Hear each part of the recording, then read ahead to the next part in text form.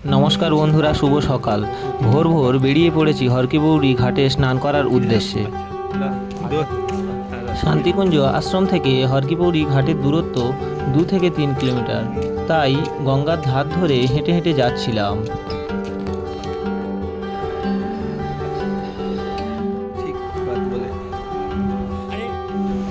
এই আমি হরকিপৌড়ি ঘাটে পৌঁছে গেছিলাম। डुबकी लगाओ 2-4 बार एकदम।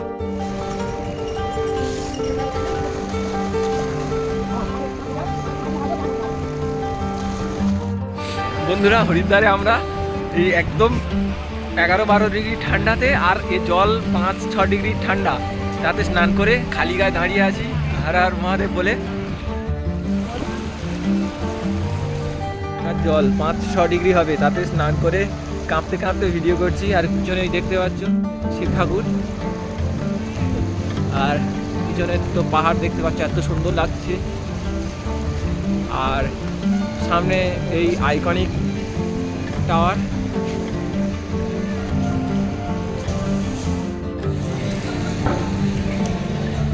এরপরে আমি স্নান সেরে মনসা পাহাড়ে যাওয়ার উদ্দেশ্যে বেরিয়ে পড়েছিলাম।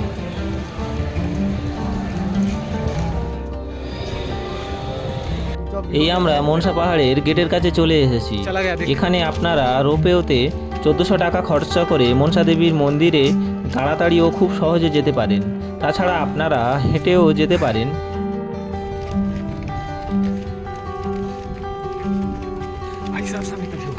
देखो वाह, फोटो ले भाई, ले रहा ले।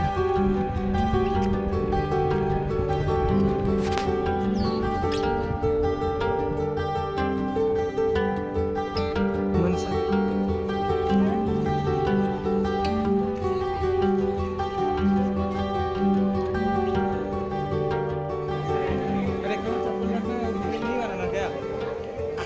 এখানে আপনারা বিনামূল্যে জুতো রেখে মন্দিরে প্রবেশ করতে পারবেন।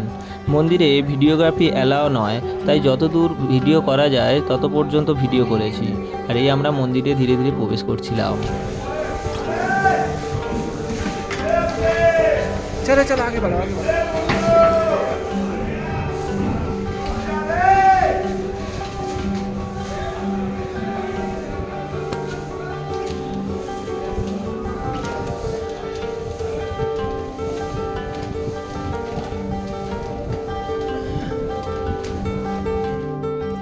এটা পুজোর প্রসাদ, যা খেতে খুবই সুস্বাদু ছিল।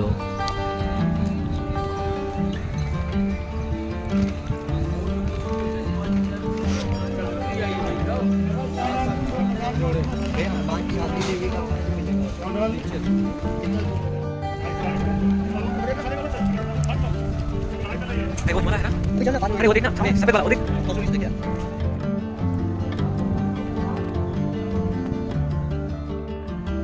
মনসা পাহাড় থেকে গ্রেটার হিমালয় বা হিমালয় পর্বতমালার সৌন্দর্য খুব সুন্দরভাবে উপলব্ধি করা যায়।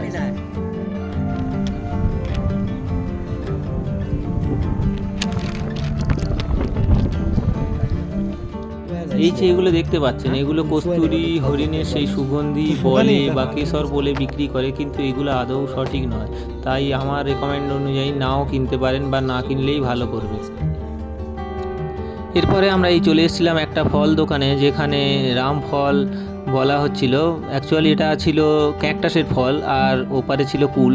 এগুলো খেয়ে দেখতে পারেন, নতুন একটা অভিজ্ঞতা হবে আপনাদের।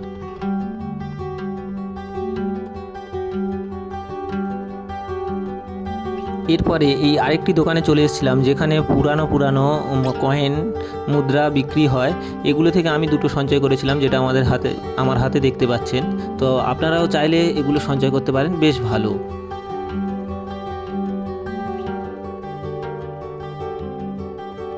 আমি মনসা পাহাড় ঘুরে আবারও হরকিপৌড়িতে চলে এসেছিলাম, কারণ ভোরবেলা স্নান করে আমি তাড়াতাড়ি মনসা পাহাড়ে চলে গেছিলাম। হরকিপৌড়িটা ঘুরে দেখা হয়নি, তাই হরকিপৌড়ির বিভিন্ন জায়গা এবং বিভিন্ন মন্দিরগুলো ঘুরে দেখার জন্য আবার হরকিপৌড়িতে ফিরেছিলাম।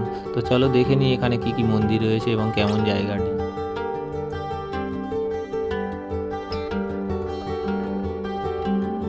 বন্ধুরা, আমরা মনসা দেবী মন্দিরে ঘুরে ওখান থেকে এবারে চণ্ডী দেবী মন্দিরে যাব। তো এই পোলটা আমরা ক্রস করে গিয়ে ওপার থেকে অটো নেব, তো এখানে 2-3টে দোকানে জিজ্ঞাসা করে নিয়েছি, বা তোমরাও যখন আসবে জিজ্ঞাসা করে নেবে যে কত কি ভাড়া নেয়।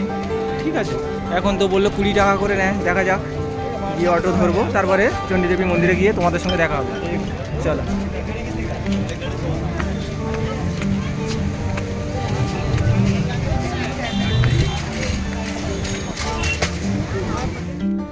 পাশে বাল্মীকি মন্দির।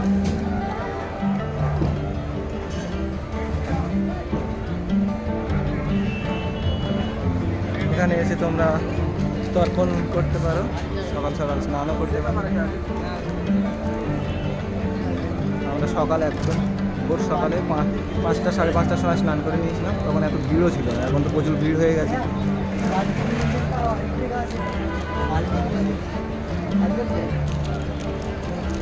এখন আমরা যাচ্ছি বাল্মীকি মন্দির।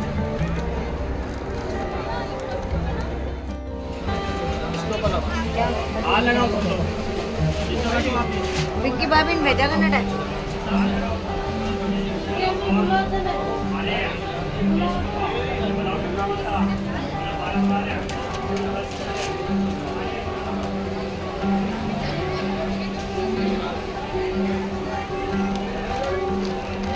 তো এই গঙ্গামাতা মন্দির থেকে আমরা বেরোলাম। গঙ্গামাতা মন্দির এদিকে সব দেখতে পাচ্ছ, কালী মাতা মন্দির আছে, মহাকালী মন্দির, সব ঠাকুর দেবতাই মন্দির আছে। তো ঘুরবে হরকি পৌড়িমে আসলে তোমাদের খুব ভালো সব কিছু দেখতে পাবে। ওই যে আইকনিক টাওয়ারটা দেখতে পাচ্ছ, আর ওই দূরে দেখতে পাচ্ছ মহাদেবের মূর্তি।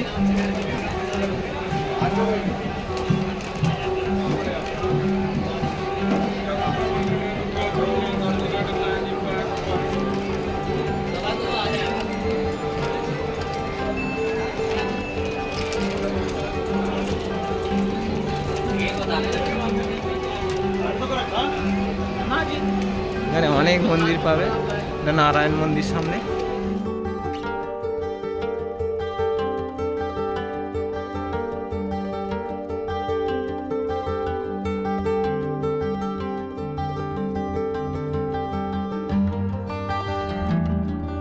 সকলকে ধন্যবাদ জানিয়ে আমার ভিডিওটি এখানেই শেষ করছি, এবং আমি পরের ভিডিওতে চলে যাব চণ্ডী পাহাড়ে।